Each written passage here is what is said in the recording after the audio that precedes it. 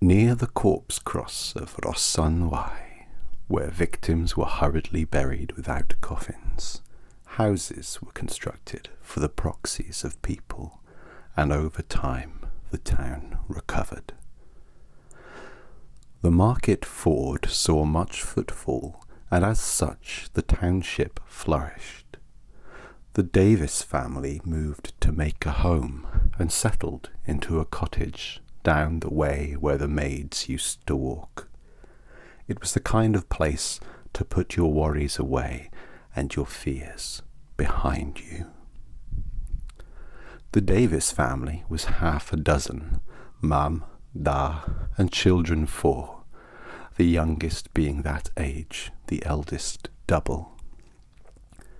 The Da felt a chill as they moved their home into the house, but was not bothered, as it were winter weather external. That chill turned to a weighty precipitation, a deluge that seemed to last for days. The lane was flooded, and the dirt became muddy. The thatched roof gathered water and became weighted under the strain, creating all kinds of cacophonous creaks and cracks in the wooden form of the building. The walls of clay, stone, and mud throbbed like a pulsing vein and sweated like an overfed pig. This made for uncomfortable living over a number of days. Cooking over the kiln, them all were warmed stiff right in the wee parts. Were we so lucky as to be fed? Times were as tough and rough as they had been in the good old days of feudal lords and ladies. But lud, they had no luck at all.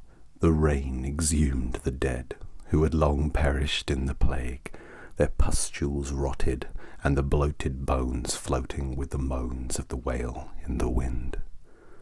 When the nights grew nighter, the children heard noises, pops and pipples, outside their panes that pained their ears and frayed their hearts. They ran to their parents for protection, who called nonsense on such claims, for it was much, much easier to simply blame the rains. The rain rained and rained again, and the next few nights the pops popped louder still.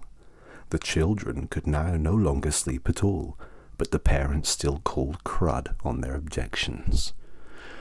New nights navigated through the skies, and the rains didn't subside. Instead, they hit harder on the ground and splashed the mud against the sand that lined the walls of the small, soaking cottage. The eldest child, awoken, went to the window in twilight. Outside was a figure, grey and dead, stood yet hanging in the mist of the night.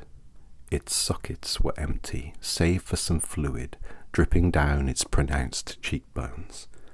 There were no lips, but the creature grinned, a sinful smile directed at the child. As the ghoul glided towards the window, as rain hit flesh, popping sounds erupted, with pus and fuss spewing forth into a spore, floating on air as dust in time. The child was chilled and fell back from the frame of the window, cracking his head on the bedside. The siblings stirred and attended to their brother. Ma and Pa attended later, having only awoken on account of the fuss. Worried for their child, they allowed him to stay in their bed with him, while the others were to still sleep alone.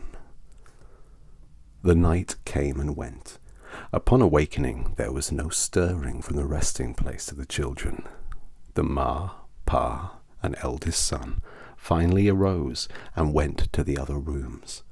A pimple popped in every bed, but the pimple popped where there should have been a head, as if a forefinger and a thumb had twisted and squeezed each youngster's noggin until it popped off like a dandelion blown into the wind. Pussy and bloody, the remains had been torn, and what little was left was unrecognisable to the family of 6 who were now 3. As if offal had been poured onto each bed set, the children had been murdered, and their end they had met. The creature responsible, a plague ghost of the unburied deceased that still walked the grounds of England looking for children's heads to release.